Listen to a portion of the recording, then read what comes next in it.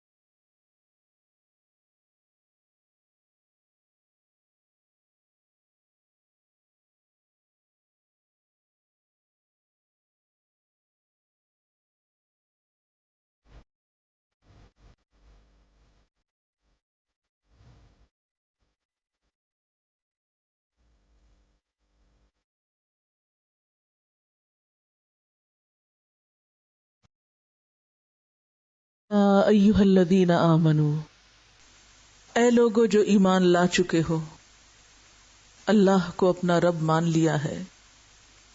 ایمان کا یہ دعویٰ صرف زبانی طور پر کرنا ہی کافی نہیں، اس کا تقاضا بھی پورا کرنا ہے۔ اور وہ تقاضا کیا ہے؟ اتقوا اللہ، جس اللہ کو رب مانتے ہو اب اس سے ڈرو بھی، اس کا تقوی اختیار کرو۔ کیسا تقوی؟ حق تقاتہ، جیسے اس سے ڈرنے کا حق ہے، جیسا تقوی ہونا چاہیے۔ تقوی صرف بولنے کے لیے ایک لفظ نہیں، اس لفظ کے کچھ معنی اور تقاضے بھی ہیں۔ تقوی کے تقاضے پورے کرو۔ وَلَا تَمُوتُنَّ، اور تمہیں موت ہرگز نہ آئے، کبھی نہ مرنا اس حال میں، اِلَّا وَأَنْتُمْ مُسْلِمُونَ، مگر یہ کہ تم مسلمان ہو، فرما بردار ہو، اس کے آگے جھکے ہوئے ہو۔ ایمان کے بعد تقوی ضروری ہے۔ تقوی کیا ہے؟ تقوی نام ہے پرہیزگاری کا، کہ انسان دنیا میں احتیاط اور پرہیز کے ساتھ زندگی گزارے، اللہ سے ڈرتے ہوئے زندگی بسر کرے، اور اللہ سے ڈرتے ہوئے ہر اس کام سے، ہر اس بات سے، ہر اس چیز سے محتاط رہے، بچ کر رہے جو اللہ کو پسند نہ ہو، خواہ قول ہو یا فعل ہو یا سوچ ہو، حتیٰ کہ ذاتی عمل ہو یا لوگوں کے ساتھ معاملہ ہو، ہر معاملے میں اللہ کی طرف دھیان رہے کہ وہ دیکھ رہا ہے۔ صرف ظاہری طور پر ڈوز اور ڈونٹس کا ہی فکر نہ کرے، بلکہ ان کی روح کو بھی پہنچے، کسی حد تک پہنچنے سے پہلے ہی رک جائے کہ کہیں غلطی سے بھی حد کو نہ چھو لے۔ تو یا ایھا الذین آمنوا اتقوا اللہ حق تقاتہ، اے ایمان والو اللہ سے ڈرو، اللہ سے ڈر کر وہ کام چھوڑ دو، وہ رویے چھوڑ دو، وہ باتیں چھوڑ دو جو اللہ کو پسند نہیں۔ ہم سب جانتے ہیں کہ یہ دنیا امتحان کی دنیا ہے، ہر لمحے ہمیں آزمایا جا رہا ہے، اور سب سے بڑی آزمائش کیا ہے کہ ہم اپنے وقت کو استعمال کیسے کر رہے ہیں۔ صرف بات جائز اور ناجائز، حلال اور حرام ہی کی نہیں، اپنی ساری زندگی کے اوقات اور لمحات کے بہتر استعمال کی ہے یا بھرپور استعمال کی ہے، کہ ہم ان اوقات کو کتنا اور کیسے استعمال کر رہے ہیں۔ یعنی گناہ صرف یہ نہیں کہ آپ یہ سمجھیں کہ میں اس وقت جھوٹ نہیں بول رہی یا میں اس وقت کوئی غلط کام نہیں کر رہی تو میں ٹھیک ہوں۔ نہیں، اگر آپ جھوٹ نہیں بول رہے، غلط کام نہیں کوئی بھی کر رہے، اور آپ اس جرم کا ارتکاب کر رہے کہ کچھ بھی نہیں کر رہے، محض سستی سے کام لے رہے ہیں، محض لیٹے ہوئے ہیں، ایک غفلت کی زندگی بسر کر رہے ہیں، تو یہ بھی ایک قصور ہے، یہ بھی تقوی کے خلاف ہے۔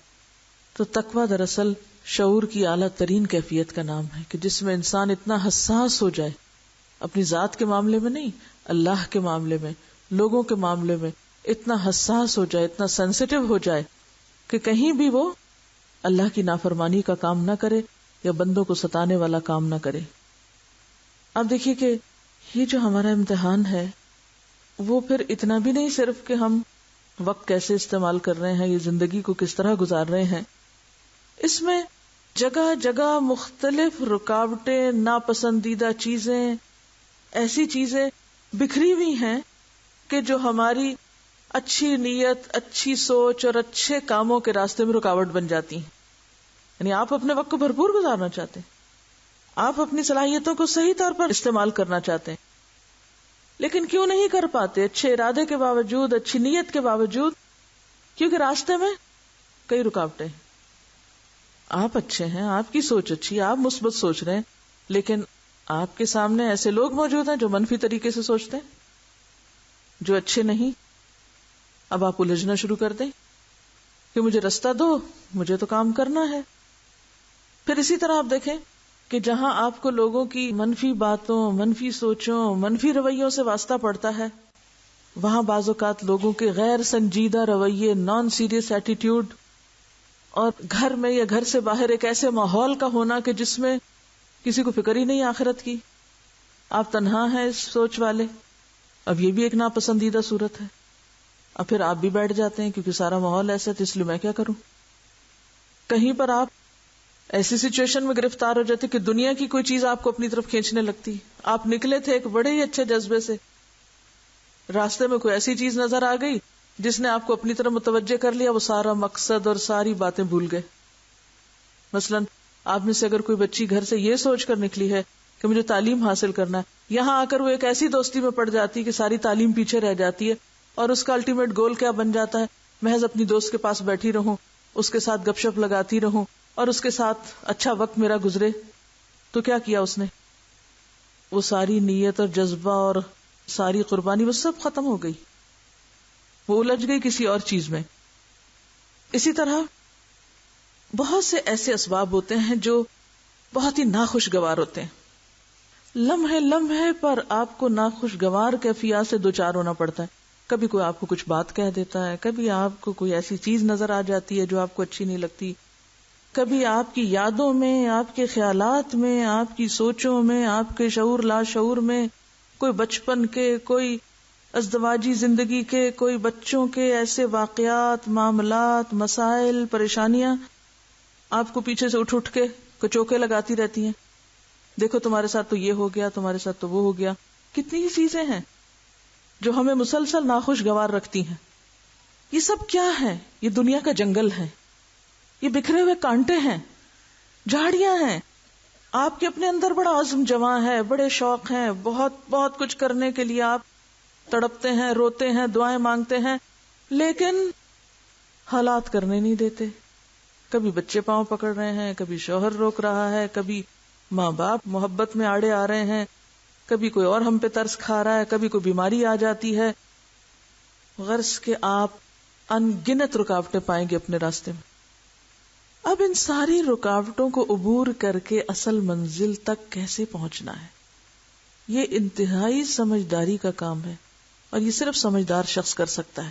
صرف وہ کر سکتا ہے جو شعوری طور پر بیدار ہو، جس کی آنکھیں کھلی ہوں اور جو محتاط ہو. سمجھدار ہونے کے ساتھ ساتھ اور سمجھدار ہونے کی وجہ سے محتاط ہو. اسی احتیاط کا نام تقویٰ ہے کہ منزل کو بھی نہیں بھولنا اور ان ساری رکاوٹوں کو خوش دلی کے ساتھ عبور کرتے جانا ہے. ایک کے بعد ایک چیز سے ٹکرائے بغیر رستے پہ چلتے جانا اور منزل پہ پہنچنا ہے. اسی مضمون کو ایک بہت اچھے اثر میں بیان کیا گیا ہے کہ حضرت عمر رضی اللہ تعالی عنہ نے ایک مرتبہ کعب احبار سے، جو ایک یہودی عالم تھے، ان سے پوچھا کہ تقویٰ کیا ہوتا ہے، آپ تقویٰ ڈیفائن کریں مجھے. تو انہوں نے کیا کہا تھا، آپ سب جانتے ہیں اس واقعے کو، کہ کیا کبھی تم کسی خاردار جنگل سے گزرے ہو؟ تو انہوں نے کہا ہاں گزرا ہوں. پوچھا کیسے گزرے؟ کہا اپنا دامن بچا بچا کے، کسی بھی چیز سے الجھے بغیر. یہ اتنی خوبصورت مثال ہے تقویٰ کی کہ شاید ہی اس سے بہتر کوئی چیز تقویٰ کو ایکسپلین کر سکے.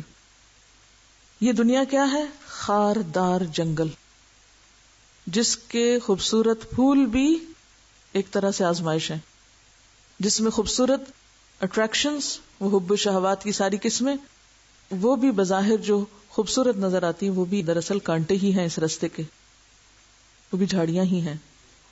تو جو شخص نظر سامنے رکھتا ہے کہ مجھے وہاں پہنچنا ہے اور اوپر میرا رب مجھے دیکھتا ہے، تو اس کی چال اور رفتار اور گزرنے کا طریقہ کیسا ہو جائے گا، کیسا ہوگا؟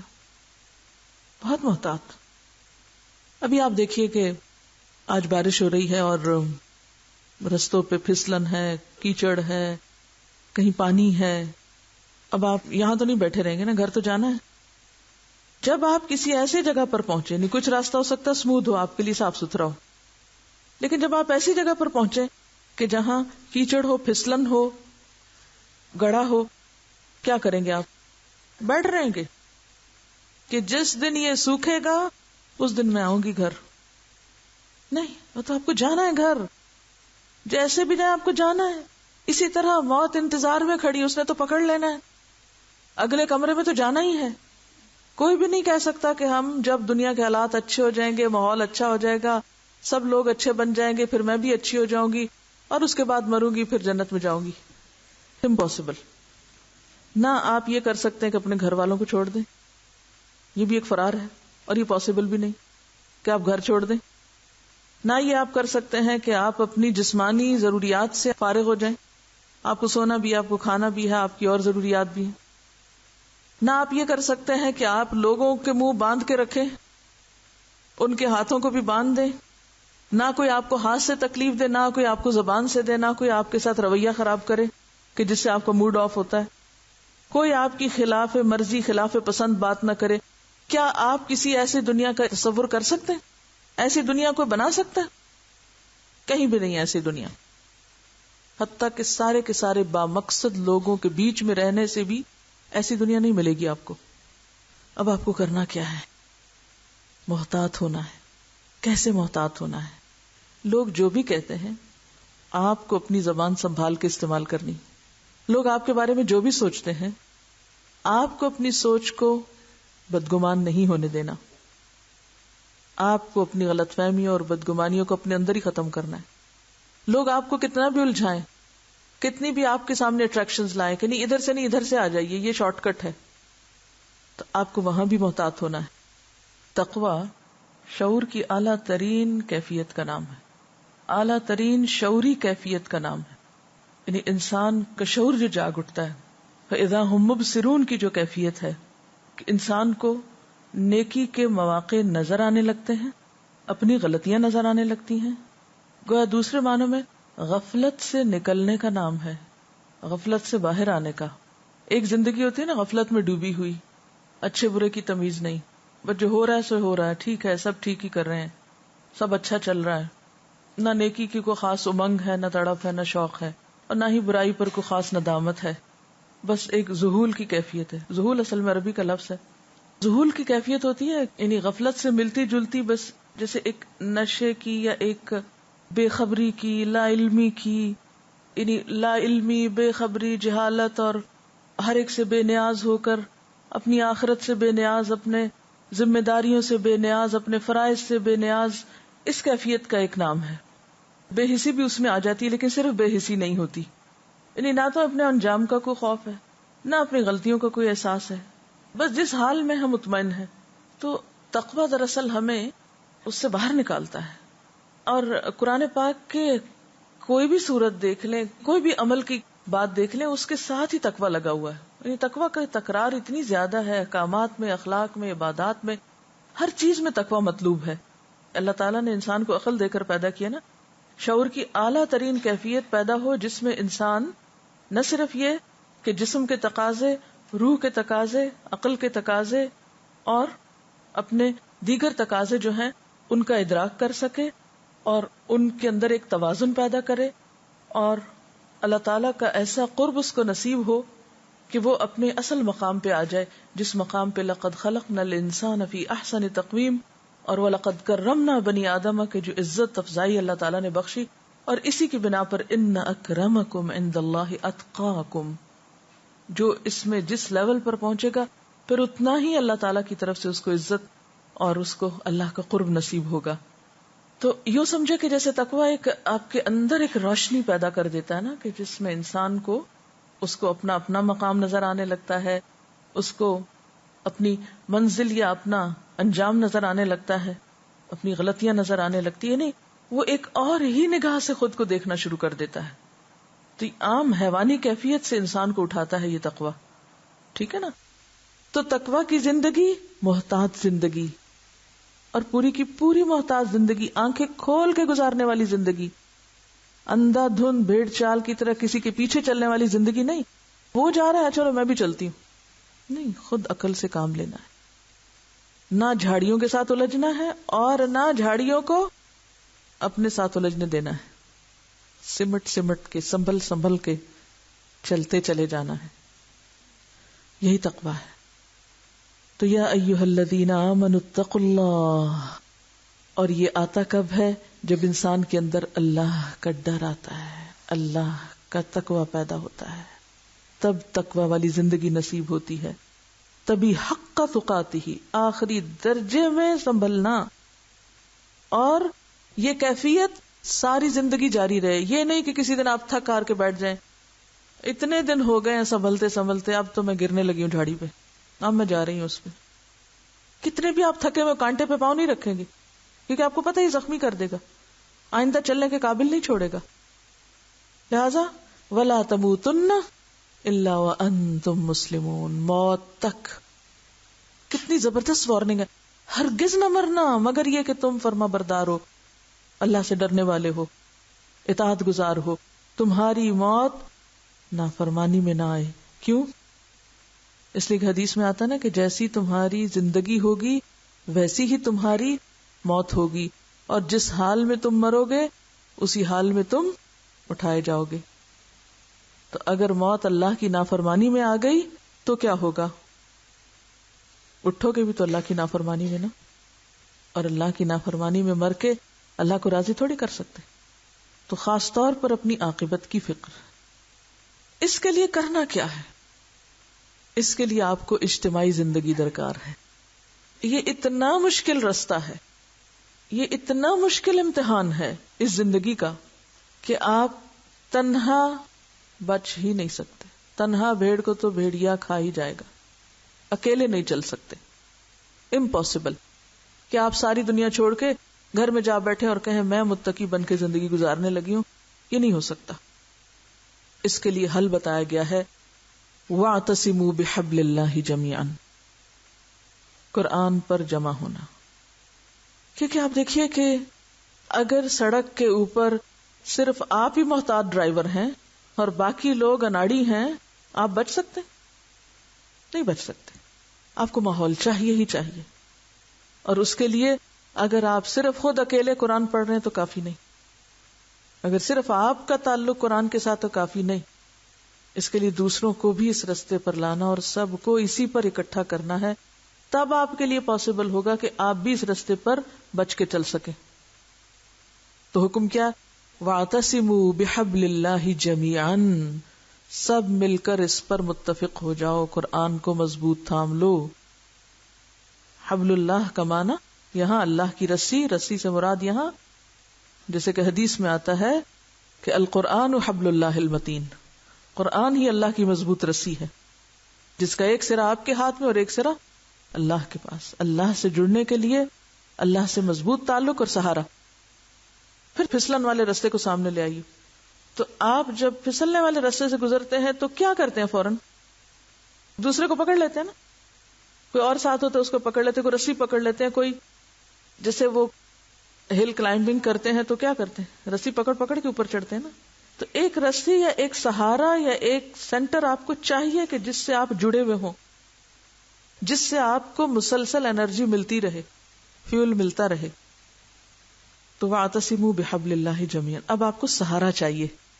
اچھا, عام طور پر ہم مشکل راستوں پر, مشکلات میں, تکلیف دہ رستوں پر کس کو سہارا بناتے ہیں؟ کس کا سہارا لینے کی کوشش کرتے ہیں؟ انسانوں کو. انسانوں پہ ڈیپینڈ کرنے لگتے, انسانوں کی طرف دیکھنے لگتے ہیں. پھسلنے والے کو آپ پکڑیں گے تو آپ کدھر جائیں گے؟ اکثر لوگ ایسے ہی پھسلتے ہیں نا. بہت سے لوگ جو ڈوبنے والوں کو بچانے لگتے ہیں وہ خود بھی ڈوب جاتے ہیں. تو یہاں ہمیں انسانی رہنمائی نہیں, اللہ کی رہنمائی کی طرف موڑا گیا. اس سے جڑو, اللہ کا ڈر اور اللہ کی رہنمائی کتاب کی شکل میں. اور صرف اکیلے نہیں, اور سارے بھی اسی کے گرد جڑ جاؤ, اسی کے گرد جمع ہو جاؤ اور مضبوط پکڑ لو. مضبوط پکڑنے کا کیا معنی ہے؟ یہ نہیں کہ کبھی تعلق ہو اور کبھی نہ ہو. یہ تو محد سے لحد تک, حتیٰ کہ پھر قیامت کے دن بھی اس کے سائے کی ضرورت ہوگی. اپنے آپ کو پرکھیے. یہاں دو طرح کے لوگ ہیں, ایک آپ سے طاقتور ہے اور ایک آپ سے کمزور ہے. ایک آپ سے بڑا ہے, ایک آپ سے چھوٹا ہے. اور بڑے چھوٹے کو آپ سٹیٹس میں دیکھیں, کسی بھی چیز میں دیکھ لیں, یعنی بڑے اور چھوٹے کی جو بھی آپ ڈیفینیشن کریں. بڑا شخص آپ سے کوئی کام کہتا ہے, آپ کیا کرتے ہیں؟ مان جاتے ہیں نا. کیوں مان جاتے ہیں؟ کیونکہ آپ کا اس سے مفاد وابستہ ہے. وہ بڑا ہے, مال میں زیادہ ہے, اگر آپ نے اس کی نافرمانی کی تو کیا ہوگا؟ آپ کو جو اس سے فائدہ پہنچنا وہ نہیں پہنچے گا. یعنی اس کے پیچھے ایک مفاد وابستہ نا, وہ اس سے بندھے ہوئے ہیں آپ. تو آپ اپنے مفاد کی خاطر, اپنے فائدے کی خاطر آپ بڑے کی بات نہ بھی چاہیں، مجبوراً بھی، تب بھی مان جاتے ہیں. اب ایک ذرا کمزور ماڑا شخص آ گیا آپ کے پاس سے، لیکن وہ ضرورت مند ہے، آپ کی مدد کا مستحق ہے. اب آپ کو اللہ کی خاطر کرنا ہے اس کے ساتھ جو بھی کرنا ہے، اور وہ بہت بڑا ہے، بہت بڑا طاقتور ہے، اس پہلے والے شخص سے زیادہ بڑا ہے وہ جس کی خاطر اب آپ اس اپنے سے چھوٹے کے ساتھ معاملہ کرنے لگے. اب یہاں آپ کیا کریں گے؟ کیا چیز آپ کو مجبور کرے گی کہ آپ اس چھوٹے کی بھی بات سنیں، اس کمزور کی بھی داد رسی کریں، دل جوئی کریں؟ ہاں، اللہ کا خوف ہی نا، اسی کا نام تو تقویٰ ہے نا. آپ کتنی تفسیریں کر چکے ہیں تقویٰ اللہ کے خوف کو کہتے ہیں، لیکن جب عملی زندگی ہوتی ہے تو وہ خوف کہاں چلا جاتا ہے؟ یہ کوئی نہیں جانتا، کسی کو نہیں پتا. آپ اکیلے ہیں، ایک شخص کے ساتھ معاملہ کرتے ہیں، مطلب آپ ایک دفتر میں بیٹھے ہوئے، ایک شخص آتا ہے آپ سے کچھ کہتا ہے، آپ یس سر کر کے جواب دیتے ہیں، وہ چلا جاتا ہے، ایک دوسرا آ جاتا ہے، آپ اس کو بےزتی کر کے نکال دیتے ہیں. کہاں ہے تقویٰ آپ کا؟ کس چیز کا فرق ہوا؟ تقویٰ تو کوئی نہ ہوا. اگر تقویٰ ہوتا تو آپ یہاں انصاف سے کام لیتے، عدل سے کام لیتے. ٹھیک ہے، کسی عمر میں بڑے یا کسی حیثیت رتبے میں بڑے شخص جس کو اللہ نے ایک مقام دیا اس کو عزت دینا آپ کا فرض ہے، لیکن اس عزت دینے کا مطلب یہ نہیں کہ جو آپ سے کم ہے یا کمزور ہے یا چھوٹا ہے اس کو آپ اگنور کر دیں. اس چیز کو تو اللہ تعالیٰ نے اپنے رسول کے لیے پسند نہیں کیا. عبس وتولی ان جاءہ الاعمی. اور بعض اوقات یہ چیز دین کی تعلیم اور تبلیغ میں نظر آنے لگتی ہے لوگوں کی، کہ ساری کوششیں وہاں صرف ہونے لگتی ہیں جہاں سے علمی یا مالی یا کسی بھی طرح کا کوئی فائدہ ہو سکتا ہے، اور وہ طبقات اگنور ہونے لگتے ہیں یا پیچھے چھوڑ دیے جاتے ہیں کہ جن بیچاروں کو نہ دنیا میں اٹھنے کا موقع ملا اور نہ ان کو شعور کی بیداری کا، نہ کسی اور چیز کا. تو تقویٰ کا تقاضا کیا ہے؟ انسان بحیثیت انسان، مسلم ہے، نان مسلم ہے، مالدار ہے، فقیر ہے، پڑھا لکھا ہے، ان پڑھ ہے، کسی بڑے گھر میں رہتا ہے یا کسی جھونپڑی میں رہتا ہے، انسان بحیثیت انسان، میرے رب کی مخلوق، میرے رب کی پیاری چیز. اسی سچویشن کو آپ تھوڑا سا اور بھی بڑھا سکتے ہیں کہ کسی مؤثر شخص سے دوستی کرتے وقت، تعلق رکھتے وقت آپ بڑی ایک خوشی محسوس کرتے ہیں کہ میری رشتہ داری، میرا تعلق، میری جان پہچان فلاں اور فلاں سے، اس سے مل کے آپ خوش ہوتے ہیں اور آپ اس سے تعلق قائم کرنے میں، رکھنے میں کوشش کرتے ہیں کہ چھوٹ نہ جائے. اس کے برعکس ایک دوسرا شخص جس سے تعلق رکھ کے نہ آپ کو عزت ملتی ہے نہ شہرت ملتی ہے، اس کی ضروریات کا خیال رکھنا یا اس کی طرف نظر رکھنا، یا اگر وہ خون کے رشتے میں ہے یا کسی بھی اور تعلق میں ہے تو اس سے تعلق نہ توڑنا، چاہے وہ حیثیت میں ہم سے کم ہے. کیا سوچ کر؟ جیسے حضرت ابوبکر صدیق رضی اللہ تعالیٰ عنہ کیا کرتے تھے جب وہ غلام آزاد کر رہے تھے تو بالکل مجبور، بے کس، بے سہارا قسم کے لوگوں کو آزاد کراتے تھے. تو ان کے والد نے ایک دن کہا، ابو قحافہ نے، کہ ابوبکر میں تمہیں دیکھتا ہوں کہ تم اپنے مال کو ایسے لوگوں پہ لگا رہے ہو جو تمہیں کوئی فائدہ نہیں پہنچا سکتے، اس کے برعکس تم اگر نوجوان اور طاقتور لوگوں کو آزاد کراؤ گے تو کل تمہارے کام آئیں گے. کہنے لگے، بابا جان نہیں، اصل بات یہ کہ میں یہ سب کچھ اپنے رب سے جزا لینے کے لیے کر رہا ہوں، میں اس لیے نہیں ان کو آزاد کر رہا کہ یہ پلٹ کے میرے کام آئے. تو اس پر اللہ تعالیٰ نے قرآن پاک میں کیا آیت اتاری تھی؟ الا ابتغاء وجه ربه الاعلى ولسوف يرضى، ولسوف يرضى، کہ وہ تو بس چاہتا ہے اپنے رب اعلیٰ کی رضا کو اور رب بھی ضرور راضی ہو جائے گا اس سے. اس کو کیا کہیں گے؟ یہاں کیا چیز ہے جو کسی بھی مصلحت، فائدے، غرض سے خالی کر کے آپ کو نیکی کرنے پہ مجبور کر رہی ہے؟ اللہ کا تقوی، کہ اللہ جو دیکھتا ہے وہ جزا دے گا. میں کسی انسان پہ اس لیے احسان کروں کہ اس انسان سے جزا لوں، اس سے بدلہ لوں، میں نے کتنے گھاٹے کا سودا کیا، کتنے نقصان کا سودا ہے. آپ نے ایک نیکی کی تاکہ اللہ سے جزا لیں، اور آپ نے نیکی کی تاکہ آپ اس انسان سے جزا لیں، اس سے شکریہ لیں. کیا کیا آپ نے؟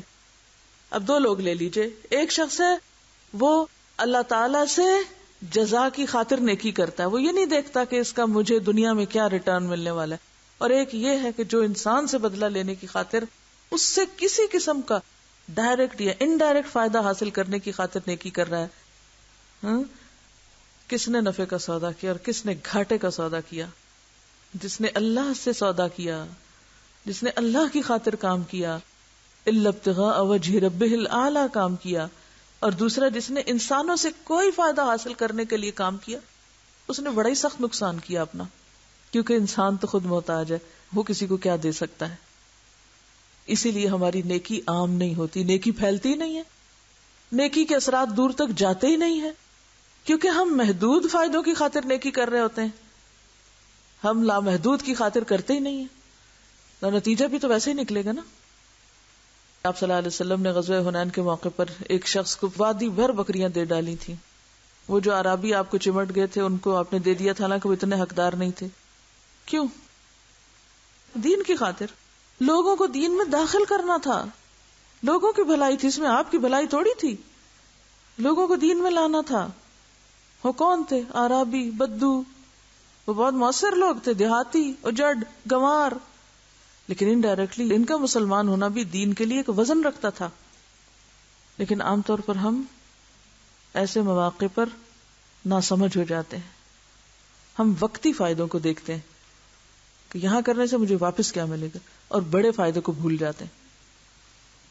تو یا ایھا الذین آمنوا اتقوا اللہ حق تقاتہ ولا تموتن الا وانتم مسلمون ولا تفرقوا، اور اے سارے پکڑنے والو، آپس میں نہ لڑنا شروع کر دو، آپس میں مت تفرقہ کرو، آپس میں مت جھگڑو.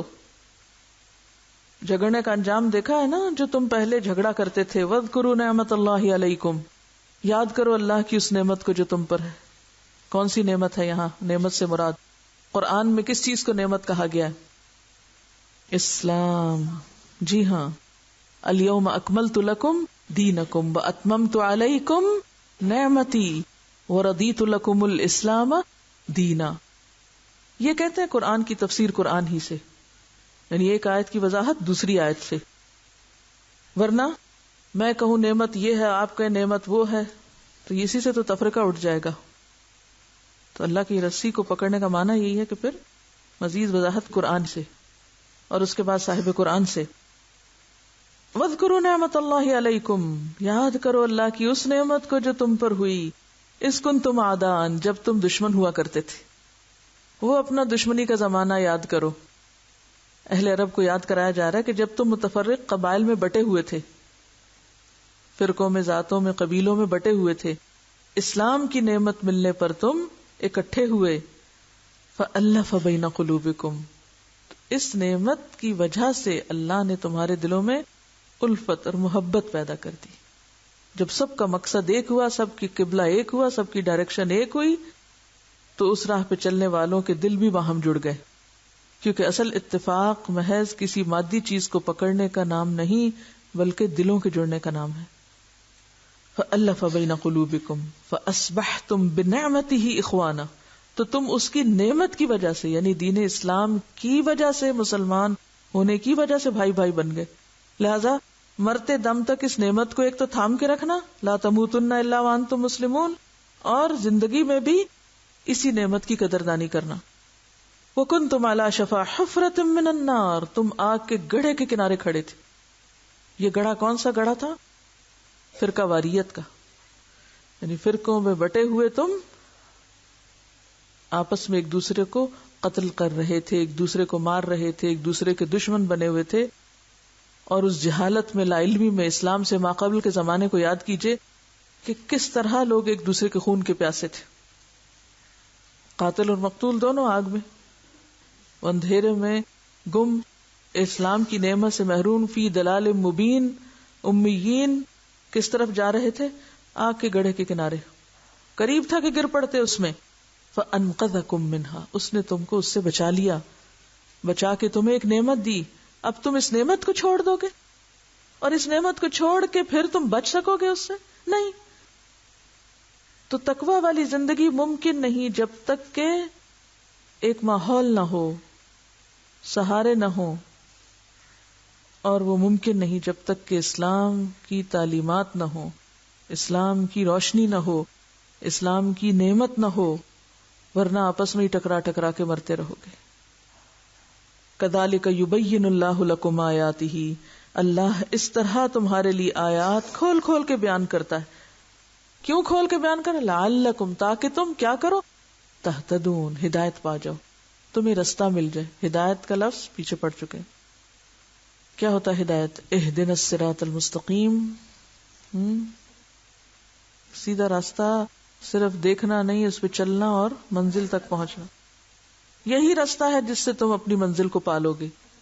اور اس کام کے کرنے کے لیے کچھ لوگ تو خاص طور پر مخصوص ہونے چاہیے، جن کا اوڑھنا بچھونا یہی کام ہو کہ وہ بھٹکے ہوئے لوگوں کو، ادھر ادھر جانے والوں کو پھیر پھیر کے اس طرف لاتے رہیں. وَلْتَكُمْ مِنْكُمْ أُمَّةٌ، چاہیے کہ تمہارے اندر ایک ایسا گروہ ہو، يَدْعُونَ إِلَى الْخَيْرِ، جو خیر کی دعوت دیتا رہے، جو نیکیوں کی طرف لوگوں کو بلاتا رہے. کیونکہ بھلوانے والی چیزیں بہت ہیں، نفس کی خواہشات بھلواتی ہیں، شیطان بھلواتا ہے، معاشرہ، بہت سے لوگ ہمیں اصل سے دور کرتے رہتے ہیں. تو اب کیا ضروری ہے کہ دور جانے والوں کو واپس لایا جائے. تمہارے اندر ہی ایک ایسا گروہ ہو جو لوگوں کو واپس پھیرے. جیسے کسی بھی معاشرے کے اندر، کسی بھی سوسائٹی میں بیمار لوگوں کے لیے ہسپتال ضروری ہے، ڈاکٹر ضروری ہیں، اسی طرح روحانی بیماروں کے لیے بھی معاشرے کے اندر ایسے مسیحا ضروری ہیں کہ جو ان کو آگ کے گڑھے کے کنارے جانے سے روکے اور پھیر کے اصل مرکز کی طرف جوڑیں، خیر کی طرف بلائیں. اور خیر سے مراد یہاں اللہ کی اطاعت کے کام ہیں. رسول اللہ صلی اللہ علیہ وسلم نے اس آیت کی تلاوت کر کے فرمایا کہ خیر سے مراد قرآن و حدیث کا اتباع ہے. پہلا کام یدون الی الخیر، آؤ اللہ رسول کی اطاعت کرو.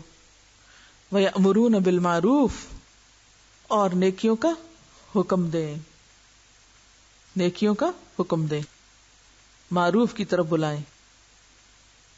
رسول اللہ صلی اللہ علیہ وسلم نے فرمایا من رآ منکم منکرا فلیغیرہ بیدہ، جو تم میں سے برائی دیکھے اسے چاہیے کہ اپنے ہاتھ سے اس کو بدل دے. یعنی کوئی خرابی دیکھے تو اس کو صاف کرے، اس کی جگہ صحیح چیز لائے. فإن لم یستطع فبلسانہ، اگر ایسا نہ کر سکے تو زبان سے، یعنی کسی اور کو کہے کہ وہ کرے. فإن لم یستطع فبقلبہ، اور اگر ایسا نہیں تو دل میں اس کی قباحت محسوس کرے. وذالک اضعف الایمان، اور ایمان کا کمزور ترین حصہ ہے. تو بالکل ایسے ہی نا کہ جیسے گھر میں آپ بیٹھی ہوتی ہیں تو دودھ گر گیا، آپ کیا کرتی ہیں؟ اٹھ کے جا کے کارپیٹ صاف کر دیتی ہیں، فرش صاف کر دیتی ہیں. بعض اوقات آپ خود مصروف ہیں کسی کام میں، یا آپ اٹھ نہیں پا رہے تو آپ اپنے بچے کو یا کسی کو بھی خادم کو بلاتے ہیں، کہتے ہیں کہ یہ جگہ صاف کر دو، زبان سے کہہ دیا. اور اگر دودھ گرے، چولہے کا ستیا ناس ہو، دودھ اس پہ جلتا ہی چلا جائے اور صاحب خانہ کو اس کی کوئی بدبو نہ آئے، تو اس کا مطلب ہے کہ بے حس ہیں. تو اسی طرح معاشرے کے اندر اگر برائیاں پھیل رہی ہیں، تعفن پھیل رہا ہے، گندگی پھیل رہی ہے، اخلاقی خرابیاں عام ہیں، اور آپ ایمان والے ہوتے ہوئے شعور ہی نہیں رکھتے، آپ کو اس تعفن کی بو ہی نہیں آتی، تو پھر یہ ایمان کیسا ہے اندر؟ یہ تو کمزور ترین درجہ ہے ایمان کا. یعنی مومن کی پہچان کیا ہے؟ ایمان والے کی پہچان کیا ہے؟ کہ وہ برائی دیکھتے ہی اپنی کوشش میں لگ جاتا ہے کہ اس کو میں ٹھیک کروں. نہیں کر سکتا تو دوسروں کو توجہ دلاتا ہے، اور اگر وہ ایسا بھی نہیں کرتا تو پھر تیسرا درجہ تو آخری درجہ ہے ایمان کا. رسول اللہ صلی اللہ علیہ وسلم سے پوچھا گیا من خیر الناس، لوگوں میں سب سے اچھے کون ہیں؟ اچھے لوگ کون ہوتے ہیں؟ آپ نے فرمایا آمرہم بالمعروف وانہاہم عن المنکر واتقاہم للہ واصلہم بالرحم. سب سے زیادہ نیکیوں کا حکم دینے والے، سب سے زیادہ برائیوں سے روکنے والے، سب سے زیادہ اللہ سے ڈرنے والے، اور سب سے زیادہ رشتوں کو جوڑنے والے. یہ ہے سب سے اچھے انسان کی پہچان. یعنی ایک ایمان والی کی پہچان کیا ہے؟ کہ وہ اس کام میں سب سے آگے ہوتا ہے. اور اگر کوئی ایسا نہیں کرتا تو آپ صلی اللہ علیہ وسلم نے فرمایا خدا کی قسم تم ضرور خیر کا حکم دو گے، برائیوں سے روکو گے، ورنہ ان قریب اللہ تعالیٰ ایسا عذاب نازل فرمائے گا کہ تم دعائیں کرو گے اور وہ قبول ہی نہ ہوں گی. چونکہ امت مسلمہ نے ایک عرصے تک اس کام سے غفلت اختیار کی، لہذا گھر کے اندر بھی اور گھر سے باہر بھی ہر طرف فساد پھیل گیا. اور اب ہم چاہتے ہیں کہ یہ فساد صرف ہماری دعاؤں سے ٹھیک ہو جائے، تو یہ نہیں ہو سکتا. خدا نے آج تک اس قوم کی حالت نہیں بدلی، نہ ہو خیال جس کو آپ اپنی حالت بدلنے کا. اب تو قربانی کرنی پڑے گی، اب تو بڑے پیمانے پر اس معاملے کی اصلاح کرنی پڑے گی، تبھی اللہ کی رحمت آئے گی. تو یأمرون بالمعروف وینہون عن المنکر، اور وہ برائیوں سے روکنے والے ہوں. وَأُولَئِکَ هُمُ الْمُفْلِحُونَ، اور یہی لوگ ہیں کامیاب ہونے والے.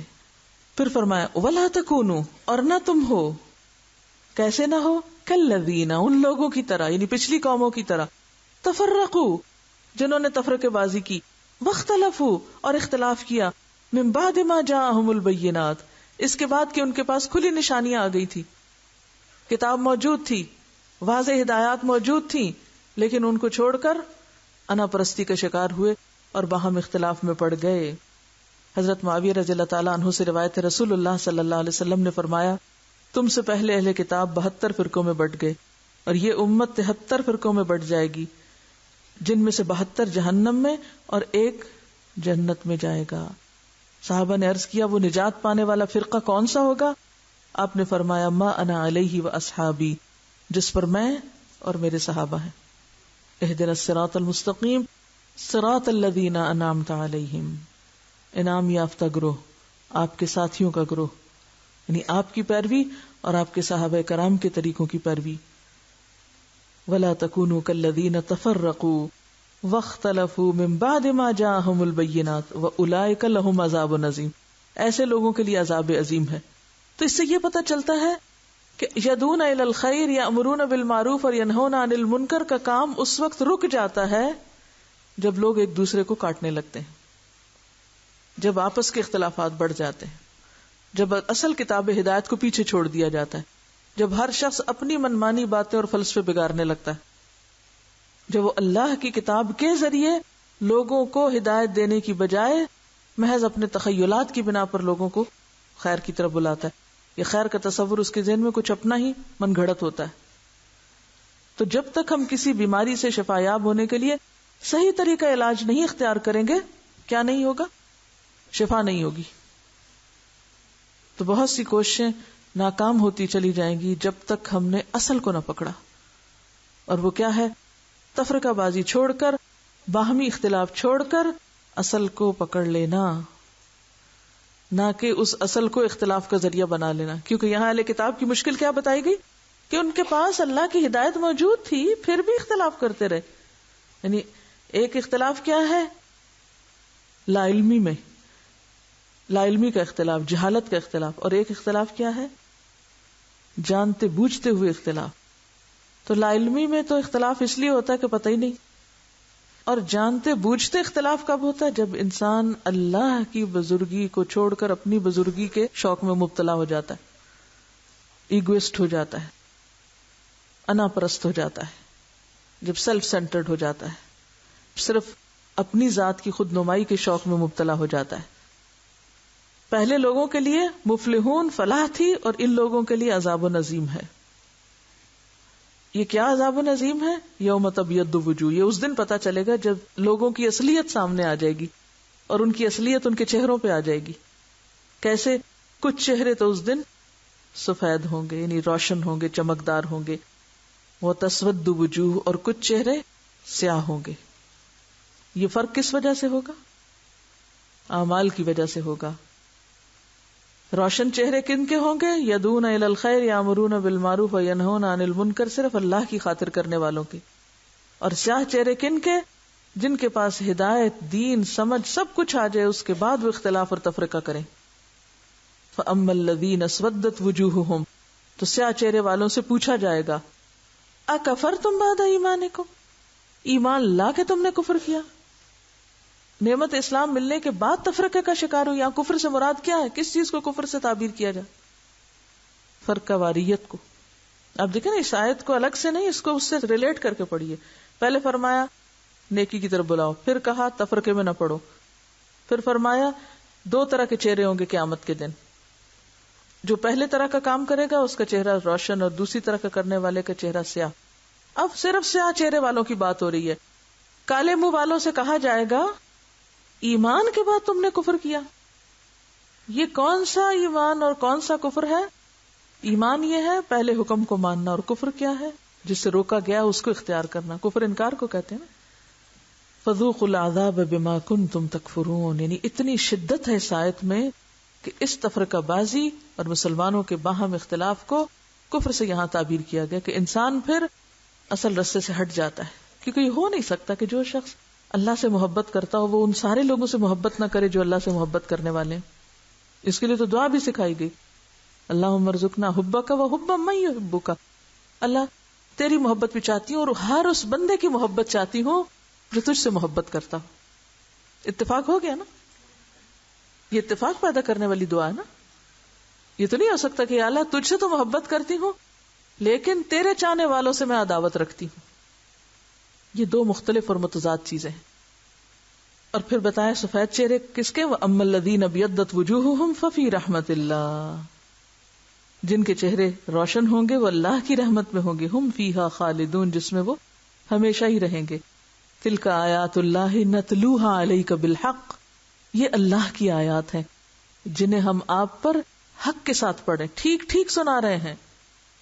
وَمَا اللَّهُ يُرِيدُ ظُلْمًا لِلْعَالَمِينَ، اللہ لوگوں کے ساتھ ظلم کا ارادہ نہیں رکھتا، جہان والوں پہ ظلم نہیں کرنا چاہتا. ظلم کیا تھا کہ لوگوں کو حق سے محروم کر دیا جائے، علم سے محروم کر دیا جائے، ہدایت سے محروم کر دیا جائے، پھر اچانک پکڑ لیا جائے. اللہ نے تو ہدایت کا انتظام کیا لیکن کچھ لوگوں نے اسی کو چھپا دیا، اس کو ایک طرف پھینک کے آپس میں لڑائی شروع کر دی.